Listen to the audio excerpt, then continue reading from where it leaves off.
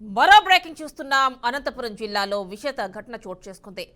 కుందుర్పి మండలంలోని రుద్రంపల్లి గ్రామంలో పాత మిద్దె కూలి ముగ్గురు మృతి చెందారు. మృతులంతా ఒకే కుటుంబానికి చెందిన గంగన్న, శ్రీదేవి, సంధ్యలుగా గుర్తించారు. భారీ వర్షాల కారణంగా ఈ పాత మిద్దె కూలినట్లు స్థానికులు తెలిపారు. రంగంలోకి దిగిన పోలీసులు కేసు నమోదు చేసుకుని విచారణ చేపట్టారు. కళ్యాణదుర్గం ఎమ్మెల్యే సురేంద్రబాబు మృతుల కుటుంబాలకు ఆర్థిక సహాయం అందించారు.